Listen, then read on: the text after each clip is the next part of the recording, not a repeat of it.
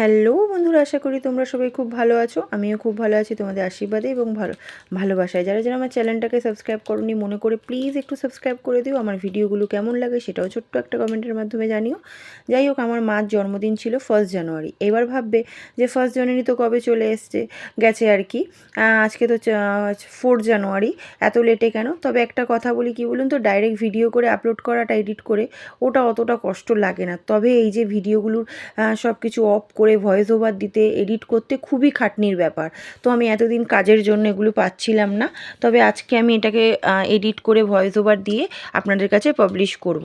যাই হোক, মার জন্মদিন ছিল, সময়টা খুব একটা ভালো যাচ্ছিল না। তারপরে আচ্ছা কদিন একটুখানি জানেন আপনারা, আমি ইভেন্টের কাজ করছিলাম, তো ওখান থেকে কিছুটা পয়সা জমিয়ে মাকে ছোট্ট করে একটু তার জন্মদিনে সারপ্রাইজ দিলাম। কারণ হচ্ছে দেখুন, পৃথিবীতে আলো যার জন্য দেখিয়েছি, তা যখন একটুখানি রোজগার করতে শিখেছি তবে তো তাকে একটু আনন্দ দেওয়াই যায়, তাই না? তো তার জন্য মাকে ফ্রাইড রাইস আর মাংস করতে বলেছিলাম। যেহেতু দেখুন, খাসির মাংস কেনার ক্ষমতা আমার এখন নেই, কারণ খাসির মাংসের দাম অনেক, আর অল্প আনলে হবে না। ওর জন্য মাকে বলেছিলাম, মা ফ্রাইড রাইস আর চিকেন কষাই করো। তো মাকে তাই কিনে দিয়েছি, মা তাই রান্না করেছে। তবে মার জন্য যে বিকেলে আমি কেকটা নিয়ে যাব সেটা মা জানে না।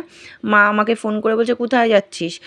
তা আমি বললাম, একটু রাস্তায় যাব, ওই আমার আইব্রুটা করতে হবে, তো তার জন্য মিথ্যে বলেছিলাম। তবে আমি কেকই আনতে যাচ্ছিলাম, এটা সারপ্রাইজ দেওয়ার জন্য। তারপরে একটা কেক নিয়ে গেলাম। কেকটা নিয়ে গিয়ে আমার কাছে মানে দিলাম। আবার মা বলছে, এত খরচা করার কি দরকার, যেটুক করেছিলিস তো সেটুকুই ঠিক আছে। তা আমি বললাম যে না না, এটুক তো দেওয়াই যায়। কারণ দেখুন, সামনে আমার মেয়ে আস্তে আস্তে বড় হয়েছে, তাকে কলেজে ভর্তি করতে হবে, টুকুস টুকুস করে পয়সা জমাতে হবে। তার জন্যই মা বলছে এগুলোর দরকারই ছিল না। আমি বললাম না না, ঠিক আছে, ভগবান আছে, মা মনসা আছে, তোমরা আছো, সবার আশীর্বাদে সব ঠিক হয়ে যাবে। সময় কি সব সময় এক যায়? যাই হোক, পুকুর পাড় দিয়ে যাচ্ছিলাম। পুকুর পাড়ে দেখুন লাইটগুলো লাগিয়েছে, এত সুন্দর লাগছে। কারণ লাগিয়েছে সামনে হচ্ছে সন্তোষী পুজো হচ্ছে, তার জন্য। আর প্রত্যেক বছর এই পাড়ায় আমাদের সন্তোষী মায়ের পুজো হয়। আমি ওখানে মানে আসি ভোগ খেতে। এবছরটা যাইনি ভোগ খেতে, ভোগ খাওয়ানো হয়ে গেছে। এই যে কি সুন্দর লাগছে না এই জায়গাটা? তবে এই যে গেটটা দেখাচ্ছি, এই গেটটা হচ্ছে ওই পুজোর জন্যই ফুলের গেটটা লাগিয়েছে, খুবই সুন্দর লাগছে, খুবই সুন্দর। এই যে গেটটা খুবই সুন্দর। তো এবার আস্তে আস্তে টুকুস টুকুস টুকুস করে যাব। তো মা তার মধ্যে 2-3 বার ফোন করা হয়ে গেছে, কিরে ভুরু করা হয়নি এখনও, কখন আসবি? আলাম আসছি আসছি। তো এই যে সামনেই মণ্ডপটা দেখুন, এইখানে বক্সগুলো এত জোরে জোরে বাজছে যে আমি ওখানে দাঁড়িয়ে ভালো করে ভিডিও করব সেটাও পাচ্ছি না। মানে ভূমিকম্পর মতন শরীর কাঁপছে, আর কান তো বাদই দিন। তো এই যে মা সন্তোষী, সবাই মিলে নমস্কার করুন। আমি মা সন্তোষীর কাছে এটাই চাই যে মা সবাইকে ভালো রেখো, সুস্থ রেখো, তুমিও ভালো থেকো। তুমি যদি ভালো না থাকো তাহলে তা তোমার সন্তানরা কী করে ভালো থাকবে? এটাই আমি সবসময় মায়ের কাছে প্রার্থনা করি। আমি জানি সময় খারাপ হলে ভালোও আসে, আর সূর্য ওঠায়, সূর্য আবার ডুবেও যায়, আবার সূর্য ওঠে। সেরকম জীবনে দুঃখ সুখ নেই জীবন, এটাই আমাদের জীবন। তবে পার্ক স্ট্রিটে যেতে পারিনি, তো কী হয়েছে দেখুন না, আমাদের পাড়ায় কি সুন্দর লাইট দিয়ে সাজিয়েছে। সবাইকে আর সবাই পার্ক স্ট্রিটে যেতে পারে?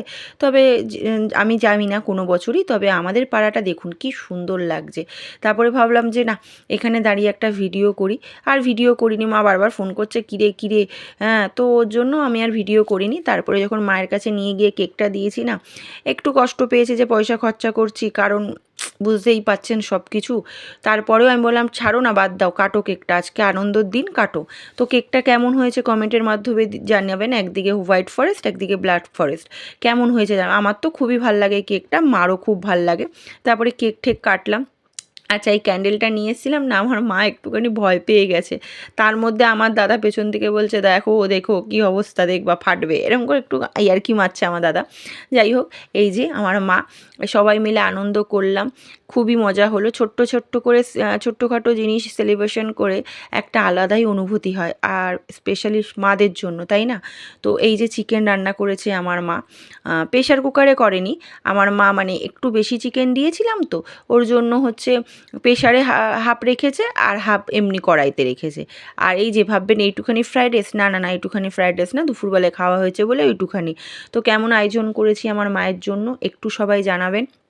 আর আমি চাই প্রত্যেকটা সন্তান তার মায়ের জন্য, বাবার জন্য করুক, কারণ মা বাবার জন্যই পৃথিবীর আলো দেখেছে। মা বাবার যদি কথা ভুলে যায় না, এটা একদম বাজে জিনিস।